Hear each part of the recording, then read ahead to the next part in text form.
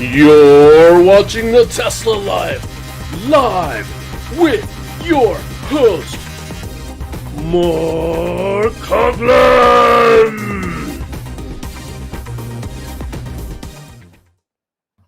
Hello, everybody, and welcome to the Tesla Live number 345 on the 7th of February, 2024. How's everyone doing out there tonight? So glad you're joining us on this live presentation. We've got our regular co-host with us tonight. Mr. Casey Green joins us from the Mid-Atlantic. How are you today, sir? Doing all right. If you notice I'm a little extra shiny, that was me trying to get the glare off the glasses for you guys, and I screwed up. The one light is exactly where it always was, and the other light is right next to the camera. Okay, so it's going to be a little bit of a glaring affair tonight, but that's all right. That's okay. Right. Not a big departure from a regular show.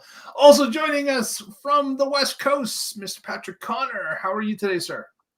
I'm good. Hello, Tesla Nation, and to everybody on the West Coast who's getting soaked with rain. Sorry, it's man. Southern California is just, they've got an entire year's worth of rain in a day. That's just crazy talk. I hope at least the reservoirs are filling up. That would be nice, yes. Yeah, I realize that nobody wants all this rain on the coast because it causes mudslides and all sorts of issues. But, man, at least I hope it's filling up some of those reservoirs. That would be nice. Recharge some groundwater. Do something good with it. Yeah. Well, with that, we have got a bunch of news, which is no big surprise because Tesla never seems to sleep during a week. And we've got a bunch to talk about tonight. And our first story, kind of interesting. This is about Tesla is going to be opening a brand new battery plant in, get this, Sparks, Nevada.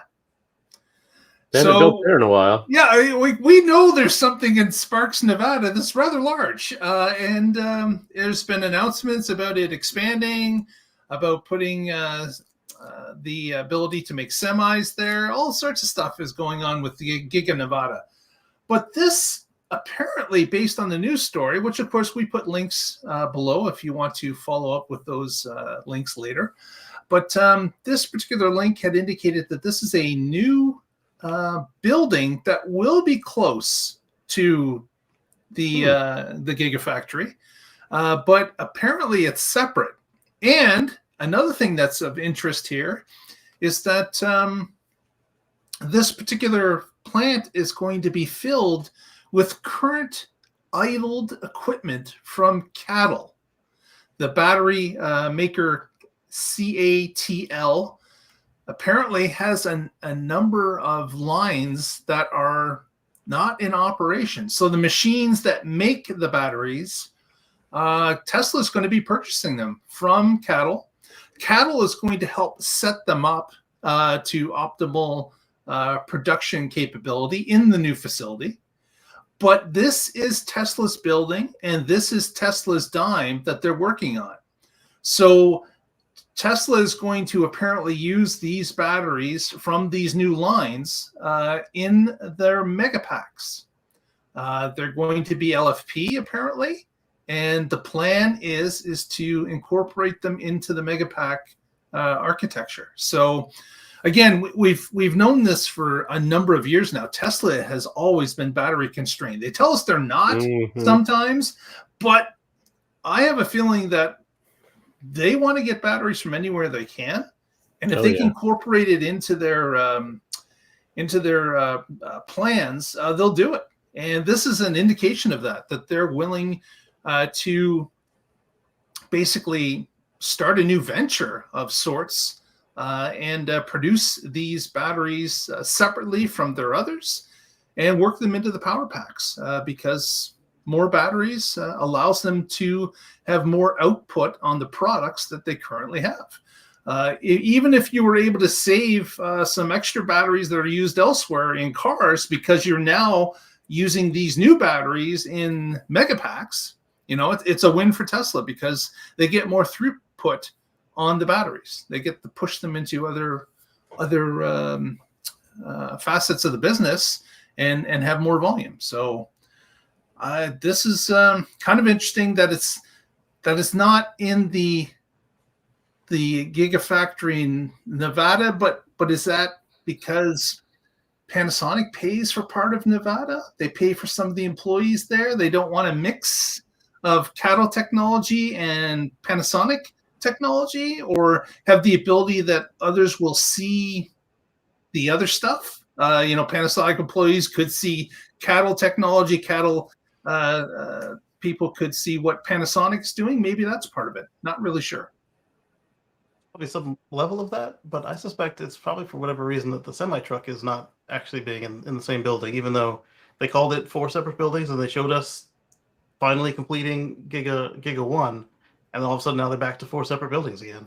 So, and they were also very, very vocal and made sure that all of the news folks understood that the Chinese people will not be here long enough to do anything other than set up the equipment. And I don't know if that was directed at the public or if that was directed at the administration, but they were basically saying, "Hey, don't take our tax credit away." Yeah, exactly. That makes a lot of sense because, of course, with the IRA tightening the screws on what qualifies for the federal rebate or tax reduction, this is something that they don't want to blur the lines on. That Right. These are going to be American-made batteries in an American plant with American materials, or at least materials that qualify for the IRA. Right. My understanding is that shouldn't matter for Megapack, but I suspect that the Megapack is just going to be their shakedown, and then they'll probably be putting them in their standard range cars soon enough. Because why else would they need everyone to know that these are just surplus equipment and not? Yeah, that was the most unbelievable part of that story, is that anybody had idle battery equipment. Right. Yeah. So, someplace in China, they've mothballed all this line equipment that's doing nothing. Although the world is crying out for batteries more and more.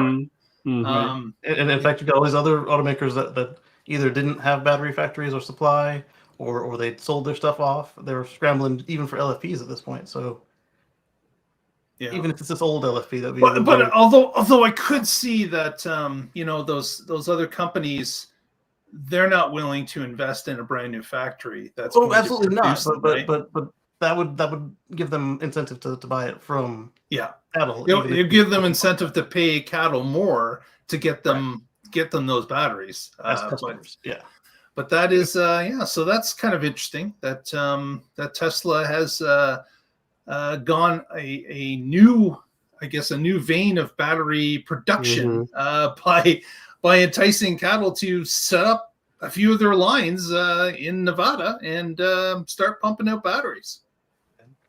There could be a nugget of truth to it, though. Remember, cattle was talking about their advanced LFPs that were supposed to be coming out around next year, I think.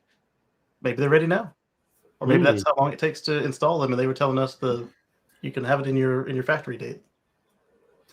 And we know part of the reason that the Model 3 has lost its rebate is because that rear-wheel drive model is using LFP batteries, which are currently coming or have a good percentage of source from China, and that's why it doesn't qualify anymore. So, in Tesla's eyes, especially with this rebate just hanging here, being able to use last year,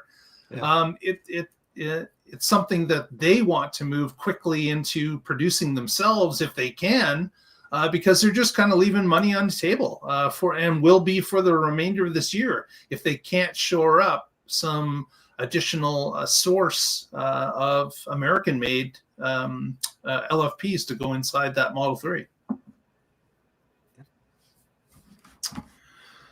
Very good, very good. Next, $100 million a pop. They could use all the Megapacks they can use as well. Oh yeah, right.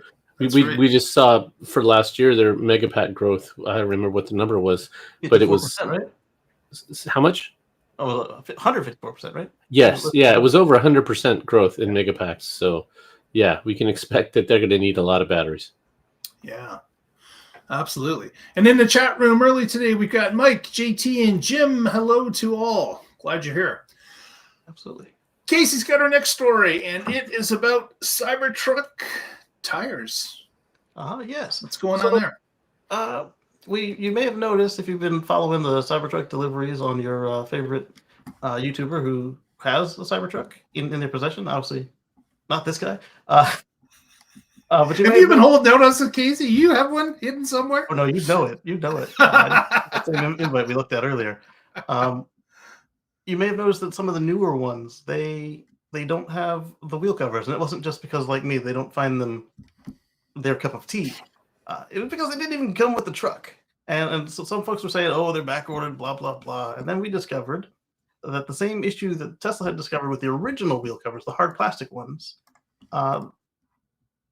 they would interact with the wheels, the tires, and so these little corner pieces that Mark's got on the screen here, they would they made them out of rubber for the production truck, and that wasn't enough either. So now you've got a couple folks who've got around 10,000 miles or so on their their Cybertrucks, and they've already replaced tires because they rubbed significant wear into the sidewalls, and so there may be some truth that they are back ordered, but the actual reason they're back ordered is because they're redesigning them to make sure that they don't do so much damage anymore. And this is unique in the car world. I don't know that there are very many, if any, other than this, wheel covers or any other wheel decorations that protrude over the tire like this, beyond the little lip that you get where the bead sits.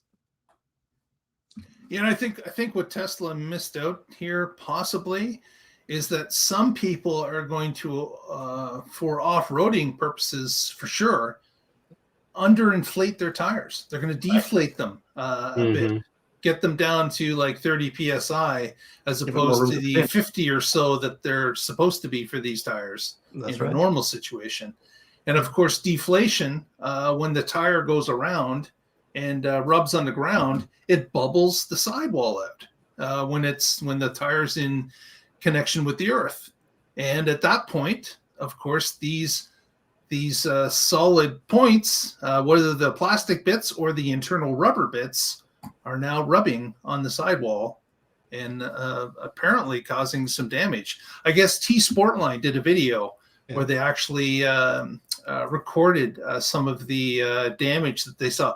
In their case, rubbing, because of course they haven't owned the truck or used the truck an immense amount of time yet. Right. But they had noticed it right away, that there was some scuffing of the sidewall. And of course, the Tesla's change to ship them out without the wheel covers going forward might be an indication that, redesign is underway. They said they had, 2,000, 3,000 miles on their truck, and they saw this wear? Exactly. And another thing to pay attention to here is not only would you probably air down your tires, but for those of you that don't read the manual, and it's a little easier to not read the manual on this, because so far the only official copy of the manual is in the truck, rather than in your electronic reading device of choice, or in the case of the Legacies, a big thick book that you can go through. In the manual, they specify that when you do go off-roading, aside from if you feel like airing down the tires, you should remove those wheel covers and you should remove your mud flaps, or they get damaged or lost. Exactly.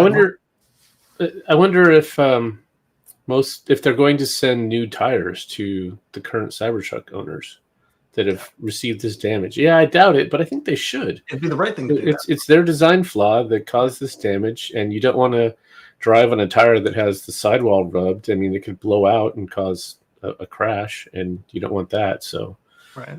I'm hoping they send out new tires. At the same time, though, they deliver these trucks into the snow without snow tires. So you're saying it doesn't look good. I agree with you. Exactly. I don't know that they would get away with that in Canada, because Mark and Co would probably be like, "Hey, this is not safe." That's why we're kind of wondering here in Canada, since no Cybertruck owner has been sold here in Canada. Is that maybe part of the reason they know they don't have snows Maybe they're going to hold off for deliveries into Canada until it comes into March and spring is officially here. So I think it's just that they can have another party, an event to do. Well, maybe not like an official event, but just like the buzz that comes with opening up to Canada and then Mexico and everywhere else.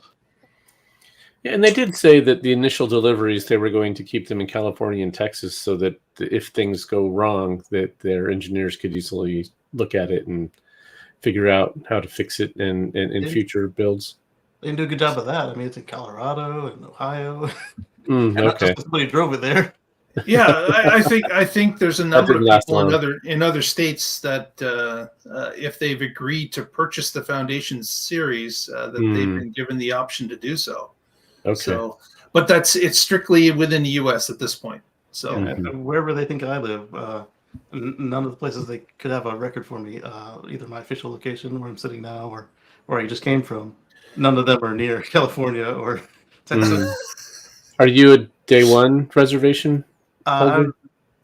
The daylight one, but not during the event or anything. The next morning. Oh, okay. The next morning. Yeah. Okay. Yeah, so that'll be interesting to see. I think giving out a free set of tires is probably not in the cards either. Be my guess, but I understand what you're saying, Patrick. You don't want additional wear on those tires. Maybe they could have the vehicles come to a service center and they could look at the tires just to make sure that an expert can look at them and say, you know what, these should be replaced. Yeah, that would be a fair compliment. Yeah, you wouldn't want to just send everybody new tires. You get some tires and you get some tires. No. Yeah, they should look at that. Yeah. Because tires are tough to shove under those game show seats, as we know. So on bar stools. The pole of the bar is the running through some tires. Yeah. Oprah fit a whole car under there, so I'm That's sure. Right. Yeah, it was. Forgot that. It was actually the car was under the seat. Oh man, I heard some of the aftermarket stories, like like the tax implications of it. That was fun. Next, we've got a story coming out of Berlin. Giga Berlin quietly hit the 6,000 Model Y produced per week plateau. So that is, of course, they are now really spun up to the proper amount. They'll probably, of course, have the capability of going beyond that as demand dictates there in Central Europe.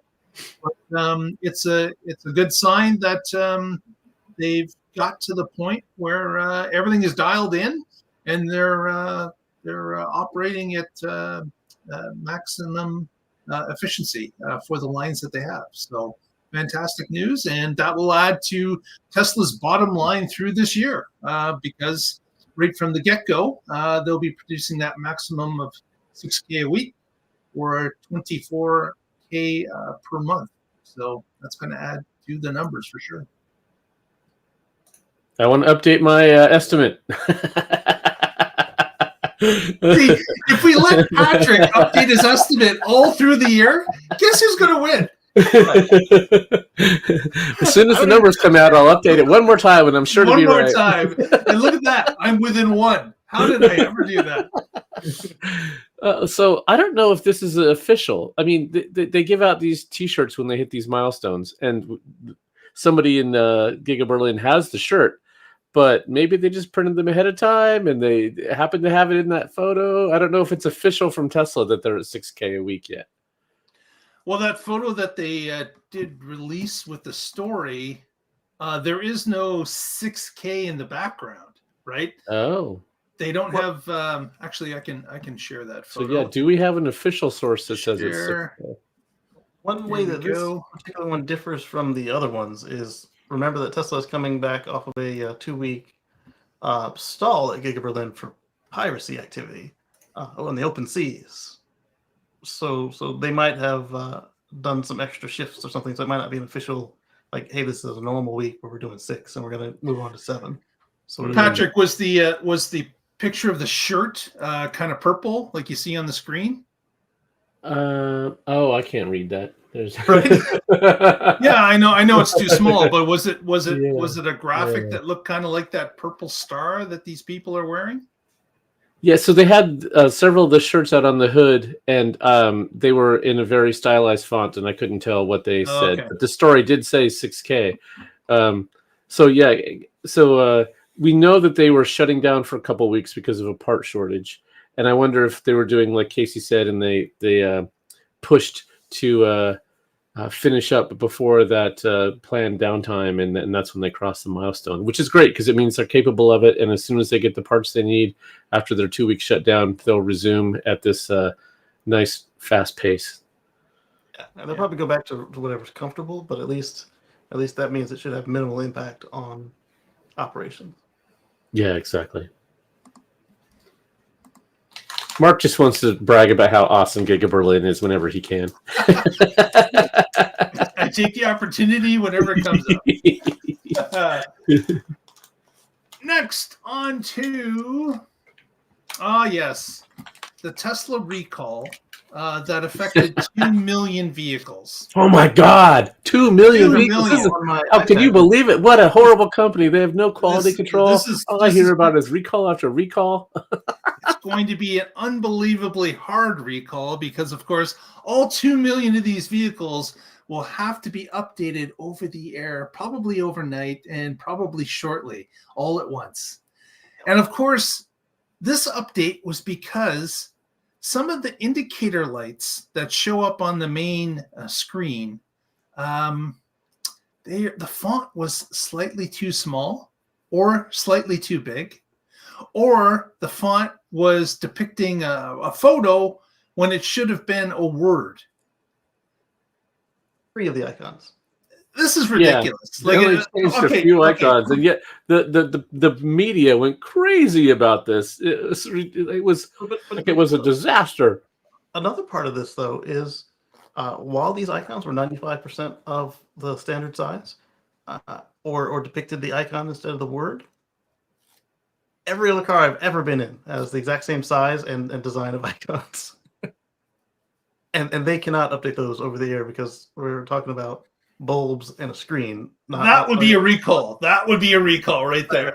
By screen, I mean, we're talking about silk screen, not like a video screen that you can change the software even if you had it in your hands. You literally have to take the gauge cluster out and put a new one in with the correct odometer. Yeah. Yeah. Two other companies were found with the same error, and they petitioned the government to say that it was too big a hassle for too little of a risk, and they got away with it. But Tesla didn't do the same petition. Right. They just said, oh, you want it that way? Fine. Over the air. Boom. Done. Yep. I had a similar change when I had a Nissan Leaf. When you had it in park, it used to say just P, and they changed it to say P-range, which makes no sense to me. What's prange? I don't know. But to get this update, I had to go into the dealership. It wasn't an over-the-air update. Yeah. And so there went an hour of my life just to have it actually be less usable somehow. Because of course you know, Patrick, that your P range was unlimited. Yeah, if you stay in park, you know how far that Leaf can go. That Leaf can go forever in park. Right. Yeah, you put it on the back of a truck, and it has really great range. It's great. Yeah.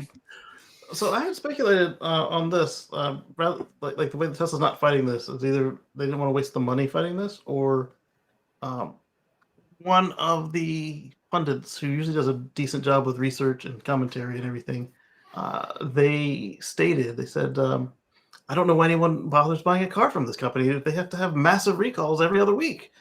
And I was like, oh my goodness. I think this is part of the reason. This is like death from 1,000 cuts. Like these things are not technically, they are recalls. Tesla did not abide to the standard size that they were supposed to for whatever reason. Okay, there are a few icons that were not the standard size. Yeah. Okay. Mm-hmm. Okay, so someone overlooked it on the 3 icons or 4 icons that were affected. 12 years. Right. So no one noticed it until 12 years later. Right. So it's almost like there's a bit of a vendetta here against Tesla. They overlooked it for 12 years. That's just how long since Model S has been out. The last time the regulation was touched was in 2007. So even the Roadster would have had this looked at. Now I'm sure this didn't cost Tesla too much along the lines of actually getting it fixed. Well, beyond I bet the letters cost them more than the software and the text to do it. Right. But I think what this really has cost them is in the eyes of the media, because of course the people that don't know the story that are going, oh, another recall for Tesla, are not realizing that these recalls are, it sits in a garage, it gets updated overnight, and you're done. Right. This is not a drive to the local Tesla location and an hour wait and something's been updated and your car is given back to you after a half day inconvenience. That's not the case here. Right. And so I suspected that, speculated, I should say, that one of a couple things went down with this, because when it came to the auto steer recall, several model years that were recalled never had the capability for autopilot. Not as in like you didn't spend the money or they weren't selling it yet. Like there was no chip in the car to do autopilot or auto steer, and they were recalled, which inflated the number. So I'm wondering at this point, I tagged the NHTSA on this. I said, hey, with these constant recalls under the current definition in this mailing campaign, you're going to have people just chucking the letters in the mail. And yes, that is their problem. But it's also everybody else's problem when this, boy who cried recall happens to be something major. Like, hey, the brakes are really actually bad and you need to bring it in and get the brakes adjusted. Not that this happens. This is a, what if somebody throws out the letter and then they, come careening through an intersection and because they had recall fatigue. Yeah, they're actually training people to ignore them because it's, like you said, crying wolf over and over. Occasionally, that one time there might be an actual case where it matters, but if you're already conditioned to just ignore them, you're not going to hear it. They're making too much. Update again? Okay. And then, you had to update, but then you also had to get the brakes adjusted. Yeah, the way the media handled this is ridiculous because it should be the other way around. That, wow, look at this. Tesla can just do that and make their cars safer. They can make their cars better. No other vehicle manufacturer could do that. Yeah, I'm beginning to see over the last few months that there seems to be more and more of a bias against Tesla as the days go along from the media. Like I understand that the media's mandate is to get clicks and views. And having the word Tesla and that there's trouble is the best way to get a click, best way to get an extra view. And maybe that's what this is all about, but it's just been constant for the last few months. And it's been this bad press that Tesla has been receiving. It hasn't been warranted for what they're doing.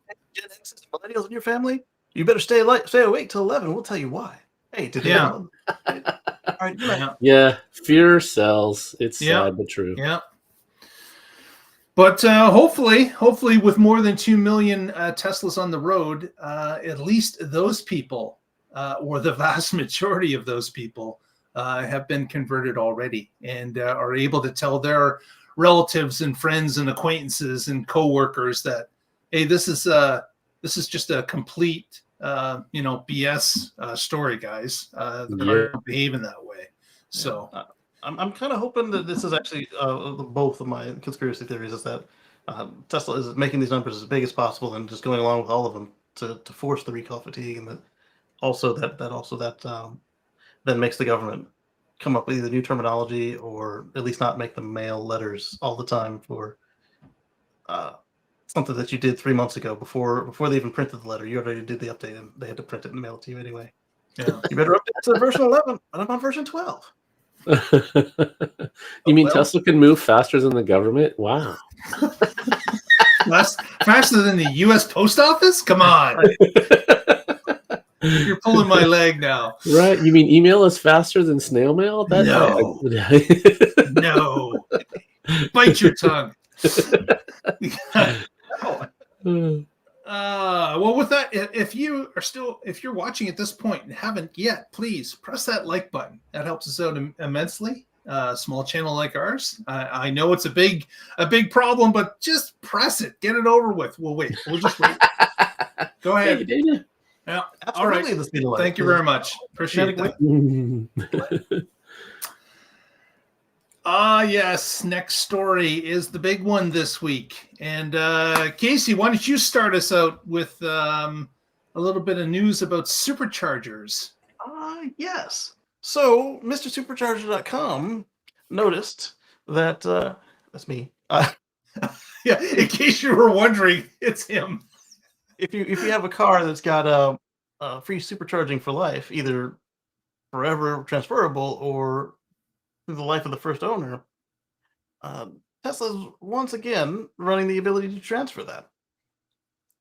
It was a one-time deal before, and it is a one-time deal again. If you purchase the car and have it delivered by March 31st, I believe they said. They were indefinite when they said it, just like they were last time. But March 31st, end of the quarter, they will let you transfer your free supercharging for life for free. And just like before, you don't have to give them your old car because they don't really want it. They just want you to buy the new one. And man, if I wasn't looking at that CyberTruck. Because of course it does not apply to CyberTruck, right? That's right. the one vehicle that you can't transfer it to. And you can also do all of this with the new Model 3, which was a surprise to all because last time the popular cars were excluded. Yeah, so this is a demand lever, and they're getting toward the end of the quarter, and they're pulling it. So yeah, I missed out on that, but I did the FSD transfer, so I was happy to do that one instead, since I don't supercharge nearly as much as that guy does. Right. But not only do they have the supercharging transfer, they are also offering the transfer of the FSD package. So if you've purchased or hold on, put on the brakes. Elon had said this is a one-time offer. Yeah. At least 2 times now. So, okay. Amnesty. All right.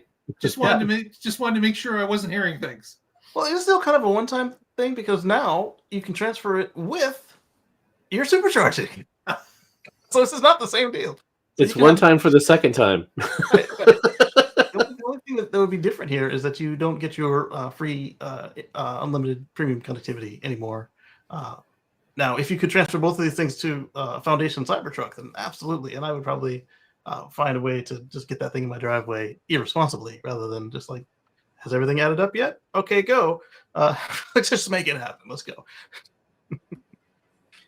Yeah, I wonder if this is a good strategy or not. So they have these available when they want to use it, like I said, as a demand lever.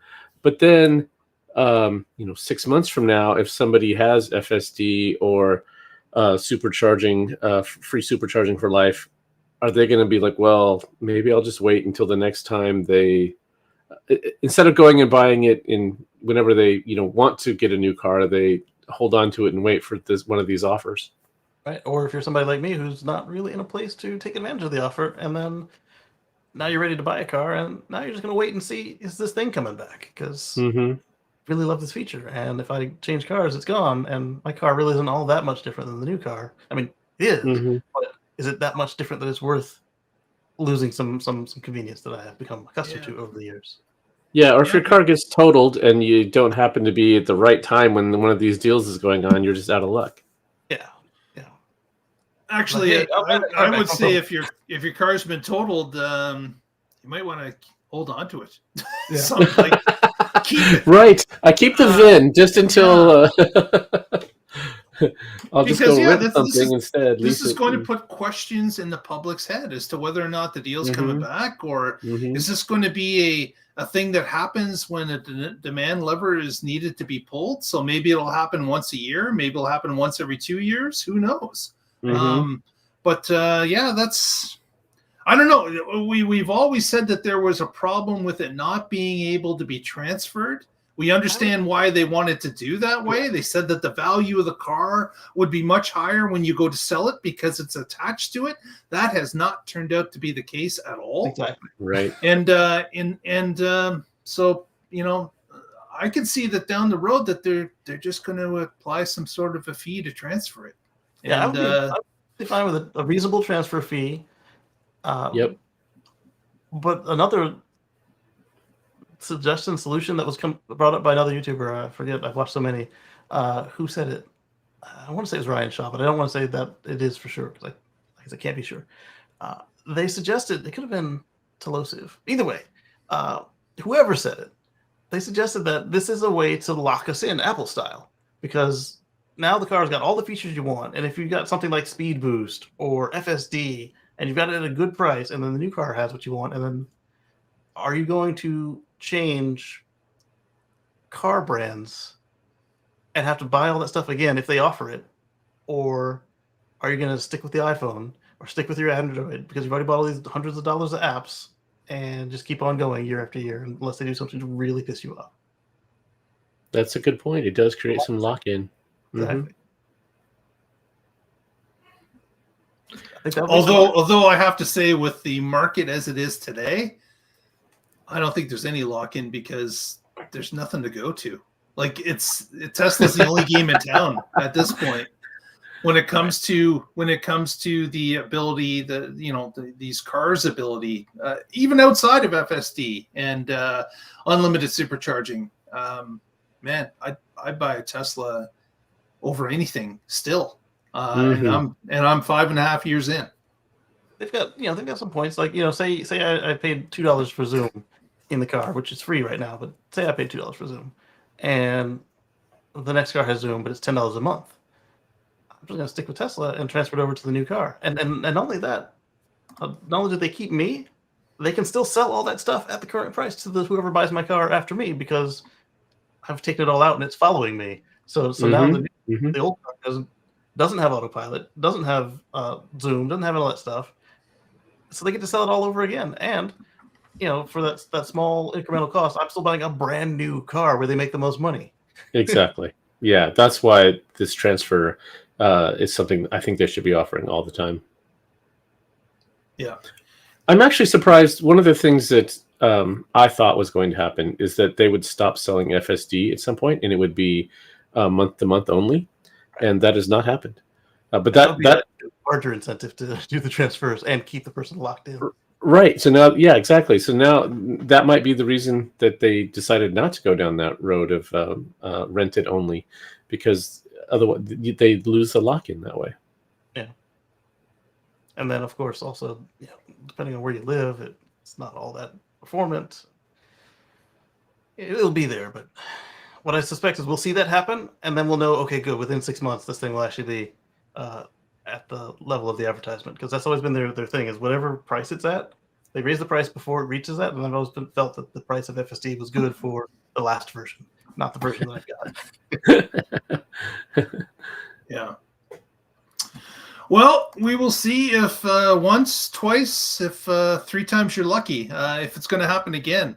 I kind of suspect it will. Again, Q4 into your push, it'll probably happen again. And based on what the outlook is for this year's production, it's been, Elon kind of dropped expectations at the end of the year call. It could happen again in a single year. Like, here we are, first quarter.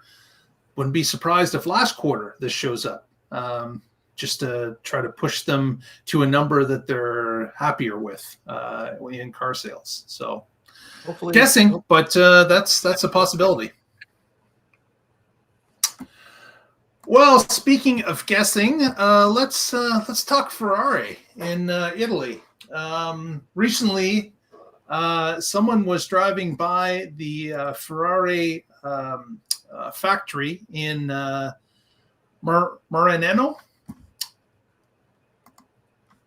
and what has happened is they snapped a photo and saw that there was a Model S at the proving grounds there at Ferrari. So, and no less, a Plaid was there.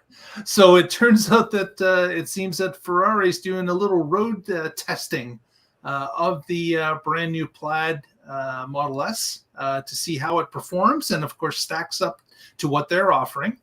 And again, this is not surprising. all car manufacturers do this. Although I haven't had any news story about Tesla being caught within a competitor's car in their hands yet. Done it, or at least nearby. Have we ever heard Tesla had a Lucid on hand? Probably so. Usually, I think what they've had is like Volkswagen's, GMs and stuff. So we did see them race against the Porsche in the Cybertruck. we have these two Porsches they paid for. Yeah, yeah, that's true. That's true. So they have a couple of Porsches at least on lease or ownership, one or the other. Yeah. But yeah, this is not a surprise. All manufacturers do this, and of course, if you're looking to break into the EV market, which Ferrari is looking to do, they need to know what their competition has capability of doing and what they can't or can. So this becomes some benchmarking that's going to be critical for them to enter the market, because we as consumers are going to compare these cars anyways. We'll be looking at the speed, we'll be looking at the handling ability. All this stuff comes into our minds when we're making a decision, and Ferrari needs to know where they stack up based on what's out there. And certainly the Model S Plaid is if not the top, amongst the top electric vehicles in the world. The top realistic one. I mean, because you can get the Lucid Air, but nobody's gonna, not nobody, but they're not gonna have as very few. Yeah, exactly. The especially until they joined the Supercharger coalition, right? But unless you live in Dubai, because they're using Lucid Airs as garbage trucks there, right? Taxis, police cars. But what's case is that there's nothing comparable in their stable. Prancing horse. That's funny. They don't really make large executive saloons like that. They make sports cars and supercars, and this is, while it isn't that, it's got the performance to keep up with that. So it's kind of somebody suggested, oh well, maybe they're trying to learn about the 48-volt architecture, blah blah blah. It's like, well, one, Elon already emailed them a PDF, and two, this car ain't that, yo. Exactly. That's not in the Plaid.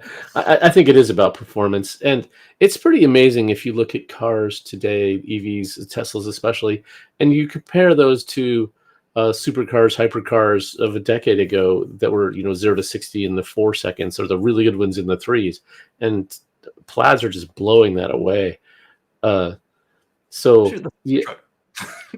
Which is slower than my car and bigger. Yeah, you don't expect trucks to be, sports car. But so Ferrari definitely is going to have to recalibrate, and that's why they. It's just funny. I wanted to make the joke that wasn't there for testing. That's just what the employees there like to drive. And they are now fired. Very good, very good. Next, yes, this is kind of interesting. Choice Hotels has signed a deal with Tesla to install wall chargers, so wall connectors from Tesla Direct. And apparently, Choice Hotels has something like about 35,000 properties across the United States and Canada. Probably know anything else. They've got a number of different brands. So you've got the upper end brands all the way down to the budget brands amongst their group of hotels. And what has been indicated here is that Tesla will be shipping out wall chargers to hotels that agree to set up 4 or more in their parking lots. So we had heard this before about individuals could have up to or a minimum of 6 chargers in their particular locations, and Tesla would get them onto a network feed that would be able to charge whoever plugs in, and Tesla would take a percentage of that fee, and the property owner would get that. So I imagine that's what Choice Hotels is going to do as well.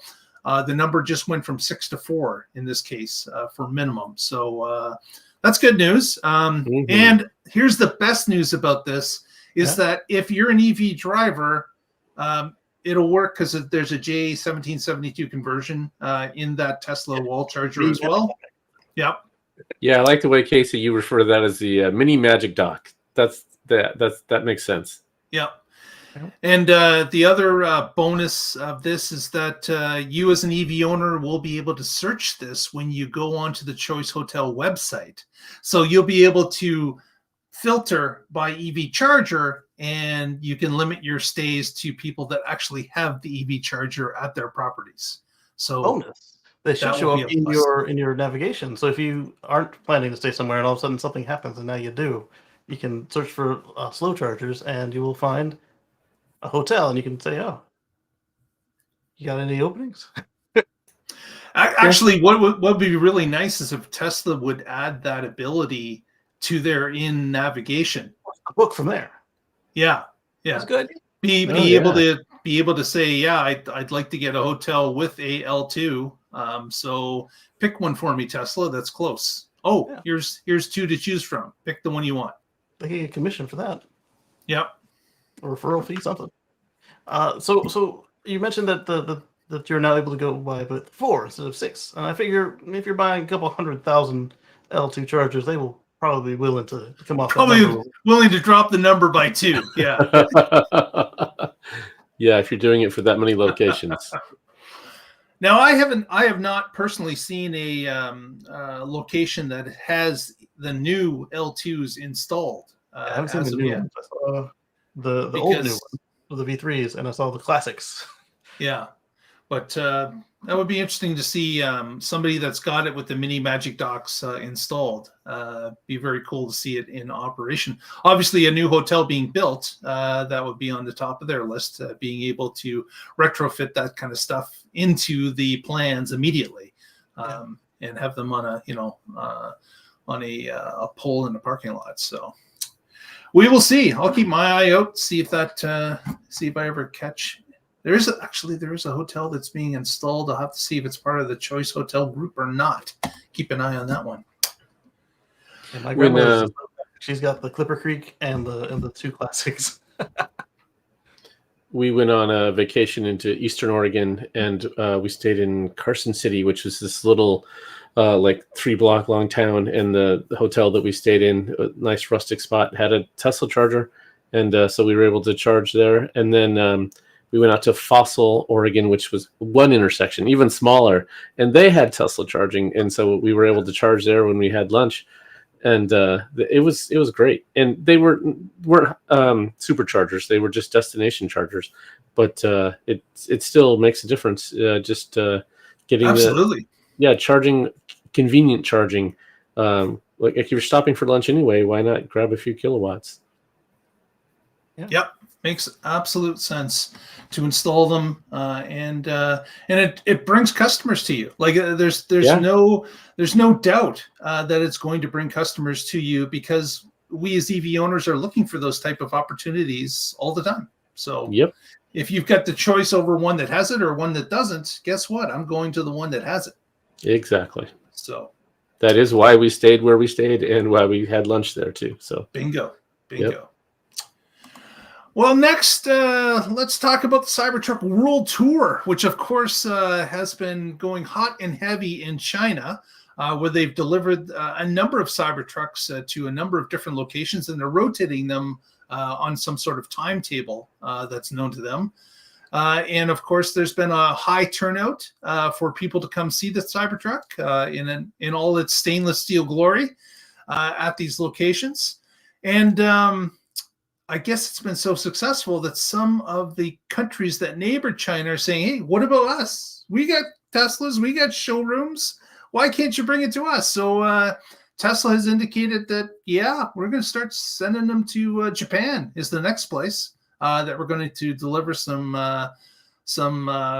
trucks for viewing. And, of course, that fits into of course, more conversations about Tesla, about people coming to the Tesla location, seeing the Tesla, but then also checking out the Model 3 and the Model S that happens to be there as well. So it's a huge win for Tesla to push this media further out, and I hope they continue to roll it out. Yes, maybe the Cybertruck will not work on the roads of that particular country, but guess what? It's an exhibit upon itself, and it's going to draw people in, and it's going to start conversations. So why not do it? It doesn't cost you all that much. Good idea. It's nearly free advertising, yo. Mm-hmm. Yeah, I've told this story before. The first time I saw the Model S, it was on a tour through art galleries around the country. And when I saw it, I was just like, wow, this thing is incredible. And that, yeah, I was definitely interested in Tesla after seeing that. It's funny you mentioned that, because my first view of Model S was it came through my local, the Tri-City area here in Southern Ontario. It came on a caravan of Teslas from Toronto. They brought in a bunch of S's and X's and allowed people to drive it in the Kitchener-Waterloo area. I signed up to go for a drive and got to drive it, and I was blown away. I knew I couldn't spend $100,000 on a car at that particular time, but I did know that hey, this Model 3 is coming, and it's touted to be half the price and about 20% of the size, and that's what I ended up getting. So it drew me in. I got a test drive out of it. I realized what I could and could not afford, and I just waited for the proper moment. And a few years later, I was the owner of a 3. There you go. My first time was I saw a Model S in the milk chocolate brown at a movie theater. It was 85. Never met the owner. It was there when we parked, and it was gone when we left. Well, guys, I think we should wrap up at this point. We thank everyone for being with us tonight. If you haven't, please give us that thumbs up. Helps us out immensely. Press that subscribe if you haven't, and ring the bell, because as you may have noticed, we're starting to do some shows during the week. So this week, we're going to have another show on Friday, and we're going to have another show on Monday. So please sign up, ring that bell, and you'll be notified when those shows go to air. We're always trying to push them out at about 7 p.m. on those days, Eastern. And we would love for you to join us on those times as well. So maybe send us a comment if you like that format, or if you'd like to see something else, please let us know. Communicate that to us through the notes area of each of the shows. And we would appreciate that. Casey, any shout outs for this evening? Yeah, I was going to say, hit those shows up. We are there live, so you can, I mean, we're not live on the screen, but we're live in the chat room, so you can chat with us. And on Sundays, you can catch us over at youtube.com at Casey Green. It's KACYGREN. And we'll talk about similar stuff, but we'll just expand it a little bit beyond Tesla. Like last week, we went to space. And, we went to space. And it's generally a fun time. Patrick was there for a good portion of last show, and then we had a good little back and forth. So yeah, the future of LFPs. That was interesting. Right. It was. Very good. Very good. Patrick, any shout outs for the audience tonight? Yes, as always, I'm with the Oregon Electric Vehicle Association. You can find us at oeva.org, and I blog occasionally at carswithcords.net. Check that out, where I blog about my path on a future free from fossil fuels. Very good. And a quick shout out to Mike, JT, Jim, Dana, who hanged out with us and communicated with us in the chat area. So we appreciate that. Thanks to all watching live, and we'll catch you next week. Actually, later this week, and we will find out what's happening in the Tesla life. Stay positive. Test negative. Thanks, Lee Moon. Good night, everyone.